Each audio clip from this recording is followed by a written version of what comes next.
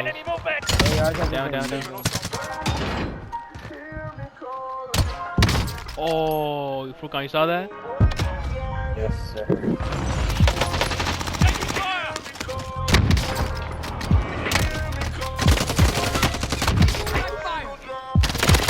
Absolutely. Into the area. Watch the skies. Enemy in the target containers.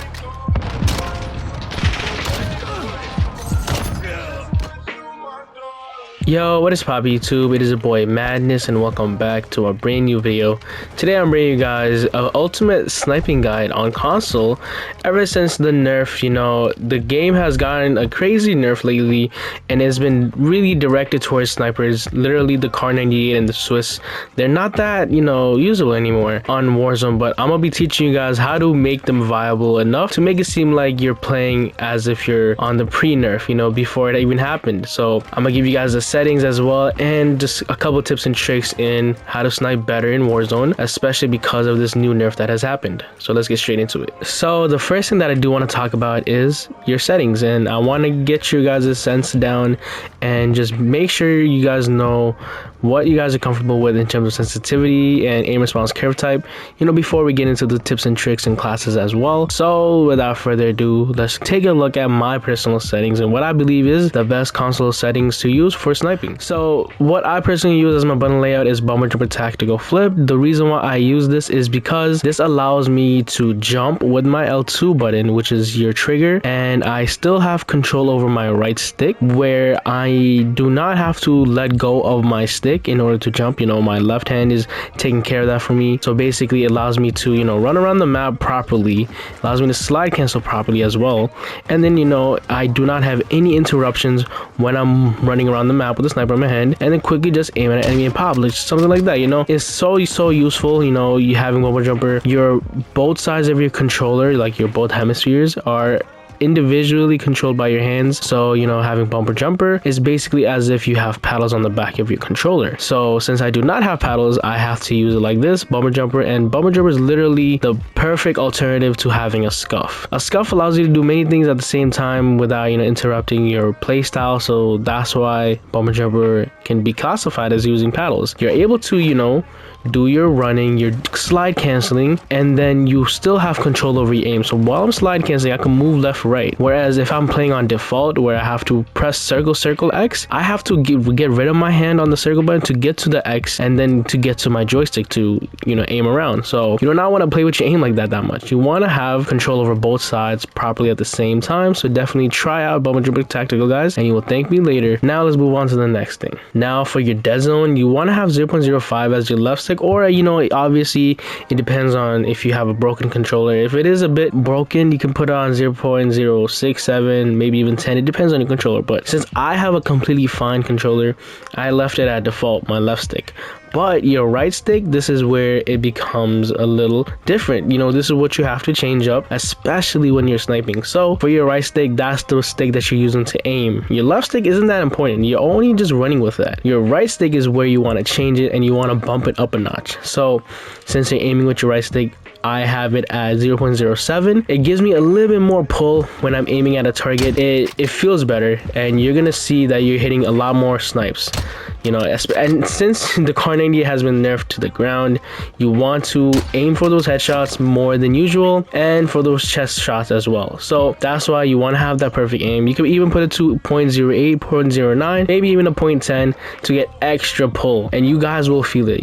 The dead zone being higher on your right stick, you will feel it, and it helps a ton. Now for your max input for both your left and right, I just have that default. But now for your horizontal or vertical stick sensitivity, man, since I'm on a console, we don't have that FOV. I got it both at 15 and 15. The reason why I have it such a high sense on a console is because I'm allowed to look around the map much faster. Say I'm on prison top and I see someone flying into the map, I want to quickly just turn and then bang. Like obviously it's not gonna be a quick scope like that. You want to see the enemy quickly, and then you want to aim in and then, you know, just do your precision and shoot your shot, you know. But whereas if you do not have that fast sensitivity, you're gonna be taking your time to get to that guy, and you know, obviously it might not make a difference, but trust me, it does make a difference. It allows you to see more of the map at the same time when you're moving around, so you'll see more things coming in. This is in a way combat the FOV that we have, the limited FOV that we have. A higher sense lets you see more of the map in a shorter amount of time, if that makes sense. And you know, I just personally love higher sensitivity. You know, if you do have FOV, you could try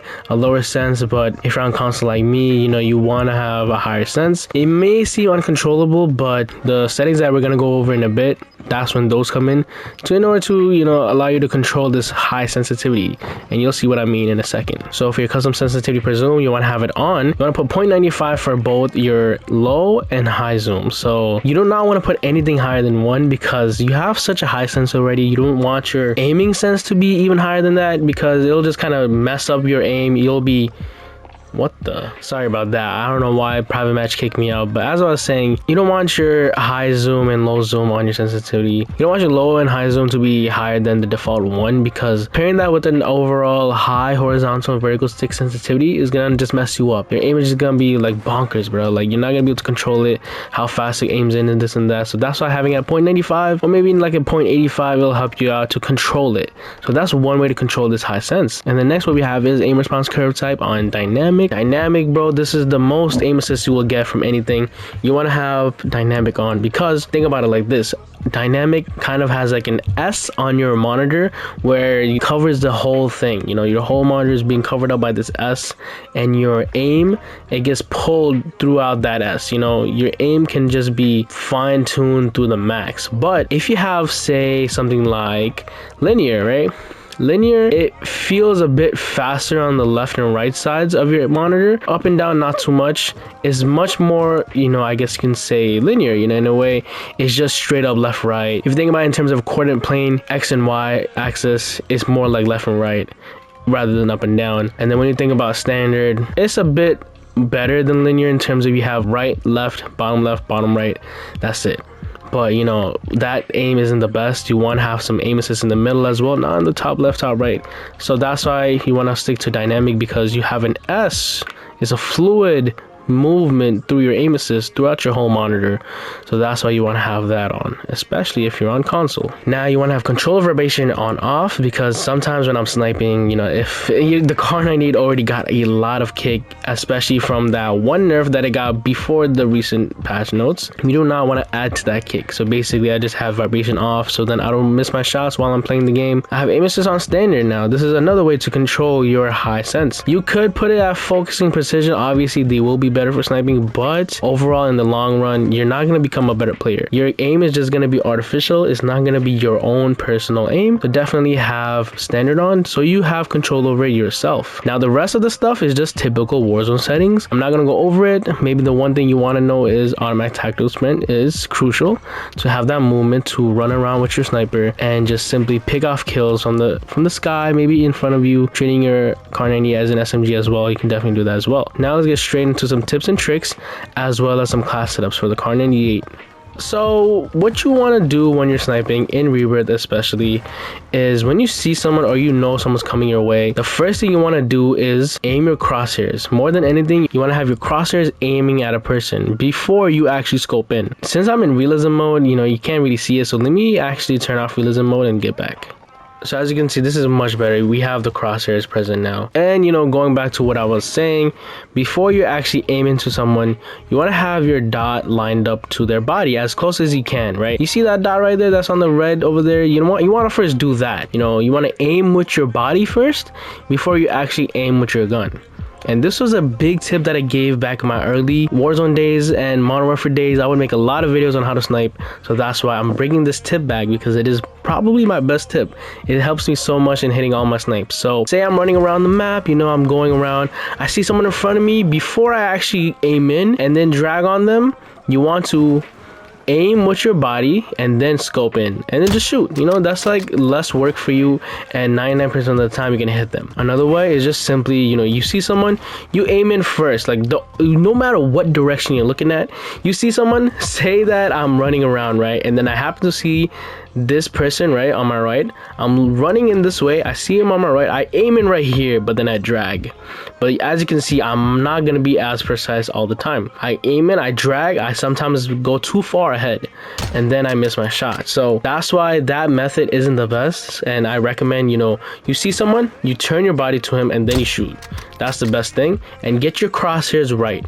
Getting your crosshairs right beforehand, it is so crucial, and is gonna help you so much. So definitely trust me on that. Those two tips right there are pretty crucial. And now another thing I want you guys to know is, you know, a lot of people like to play aggressive, and it is fun playing aggressive with the sniper. You can just run and gun, going close to a person and sniping them, right? You want to learn how to do that, but you also want to know how to, you know, pick people off from the sky.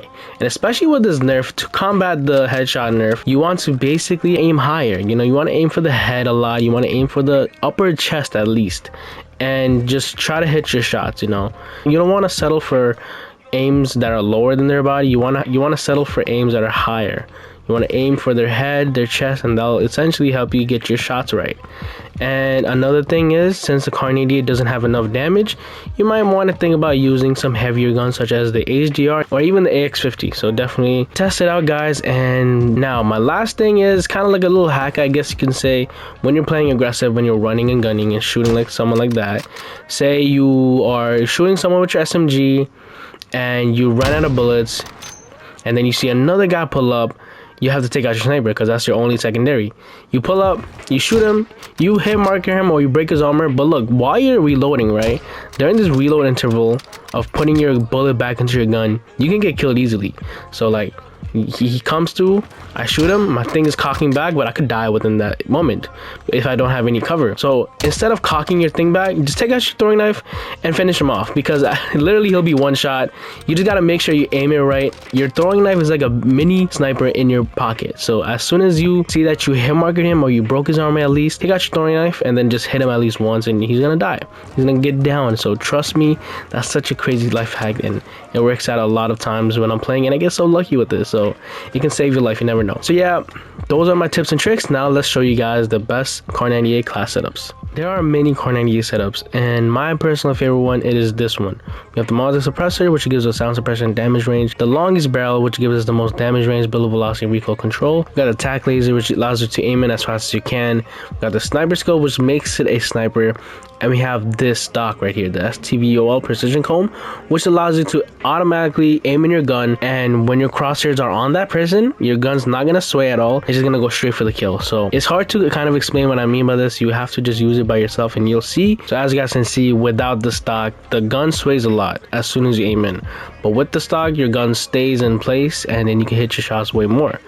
Now, another class setup for the Kar 98, you can take off the stock and you can put on the ADS stock. So this will allow you to have some faster ADS speed, and a lot of people do like this version. Another one is this one with the sleight of hand.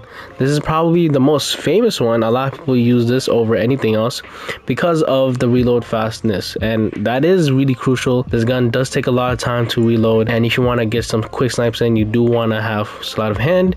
And it all just comes down to personal preference between these three class setups. I personally prefer the first stock over anything else, but it all comes down to you. But these are my personal best Kar 98 class setups to use. And yeah, thank you guys so much for watching the video, man. Hope I was able to teach you guys how to counter this Kar 98 nerf and this overall sniping nerf that has happened in Warzone. And yeah, thank you guys so much for watching once again, and I will talk to you guys later. Peace. I love you guys.